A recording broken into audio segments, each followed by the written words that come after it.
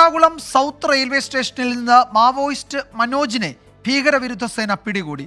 സംഘടനാ പ്രവർത്തനത്തിന് വേണ്ടി ബ്രഹ്മപുരത്തെ ഫ്ളാറ്റിൽ നിന്ന് പണം വാങ്ങി വരുമ്പോഴാണ് ഇയാളെ കസ്റ്റഡിയിലെടുത്തത്.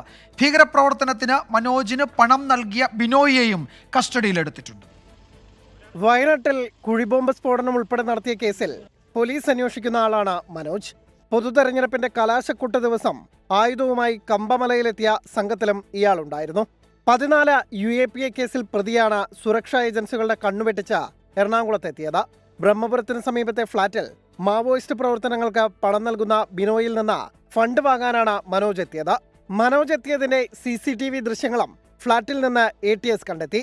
മനോജിനെ അങ്കമാലിയിലെ ഭീകരവിരുദ്ധ സേനയിലെ ഓഫീസിലെത്തിച്ച് ചോദ്യം ചെയ്യുകയാണ്. എറണാകുളം നഗരത്തിൽ 3-ലധികം പേർ മാവോയിസ്റ്റ് പ്രവർത്തനങ്ങൾക്ക് പണം നൽകുന്നു എന്ന വിവരം അന്വേഷണ ഏജൻസികൾക്ക് ലഭിച്ചിരുന്നു. ഇതിലൊരാളാണ് കസ്റ്റഡിയിലുള്ള ബിനോയ്. ഇയാളുടെ ബാങ്ക് ഇടപാടുകളും അന്വേഷണ സംഘം ശേഖരിച്ചിട്ടുണ്ട്. കൊച്ചിയിലെ ചില പ്രദേശങ്ങൾ കേന്ദ്രീകരിച്ച് അർബൻ നക്സലുകൾ പ്രവർത്തിക്കുന്നു എന്ന വിവരം നേരത്തെ പുറത്തു വന്നിരുന്നു. ഇതിന് പിന്നാലെയാണ് സജീവമായി മാവോയിസ്റ്റ് സംഘത്തിൽ പ്രവർത്തിക്കുന്ന ഒരാളെ കൊച്ചി നഗരത്തിൽ നിന്ന് കസ്റ്റഡിയിലെടുക്കുന്നത്. S. ശ്യാംകുമാർ, 24, കൊച്ചി.